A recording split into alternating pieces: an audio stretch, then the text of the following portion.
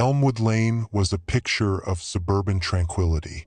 Neat lawns, identical mailboxes, and the gentle hum of air conditioners formed the backdrop to my life. I, Arthur Finch, a mild-mannered accountant, had always found comfort in routine. My days were predictable, my evenings quiet, my weekends reserved for tending my meticulously manicured garden. Then, the echoes began. It started subtly, a faint, almost imperceptible sound, like a whisper carried on the wind. I dismissed it as the house settling, the old pipes groaning. But the echoes grew louder, more insistent, more personal.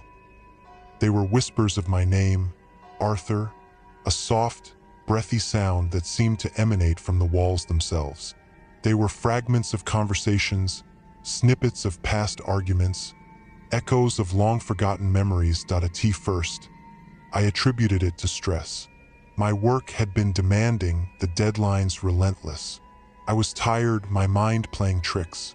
But the echoes persisted, growing more vivid, more disturbing. That I began to notice other unsettling details. The shadows in my house seemed to move independently, stretching and contorting into unfamiliar shapes. The reflection in my bathroom mirror flickered, momentarily revealing a stranger's face.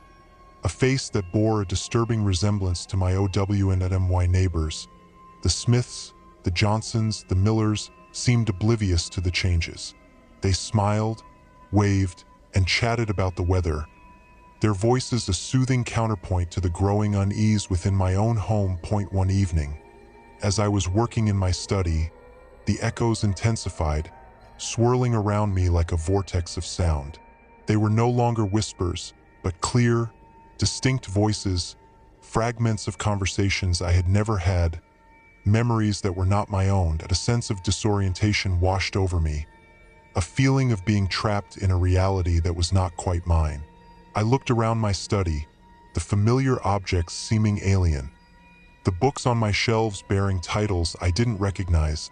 I stumbled out of my study, my heart pounding, and found myself in the hallway. The shadows were dancing, swirling, forming grotesque shapes on the walls.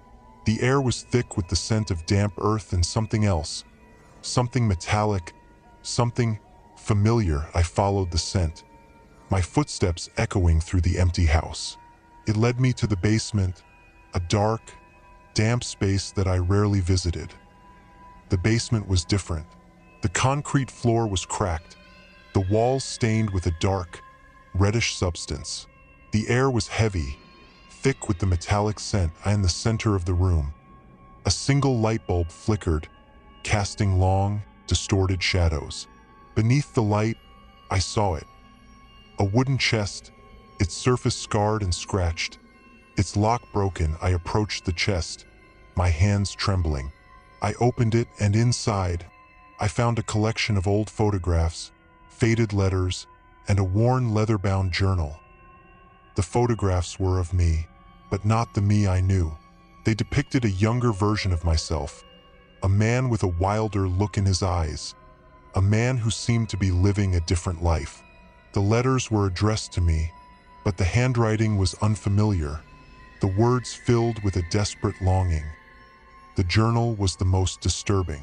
It was filled with entries written in a frantic, almost incoherent hand. The entries spoke of a double life, of a hidden identity, of a dark secret buried beneath the surface of my seemingly ordinary existence. The journal revealed that I was not Arthur Finch, the mild-mannered accountant. I was someone else, someone who had committed a terrible crime, someone who had buried the past beneath a carefully constructed facade. The echoes, the shadows, the flickering reflections, they were not signs of madness, but fragments of a forgotten past, pieces of a puzzle that were slowly coming together. I closed the journal, my mind reeling. I looked around the basement, the cracked floor, the stained walls, the broken chest. They were not just objects, but pieces of a hidden history, echoes of a life I had tried to forget. I walked out of the basement, my footsteps heavy, my mind filled with a sense of dread.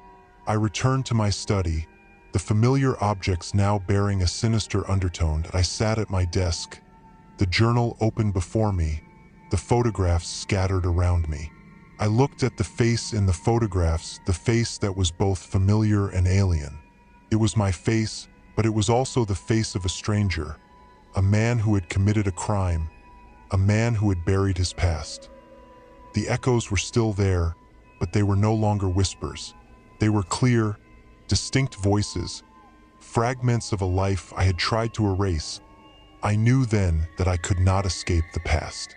The echoes of Elmwood Lane were not just sounds, but reminders, warnings, a constant, unrelenting presence.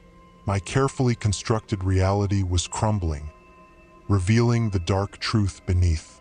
And the truth, I knew, would not be denied.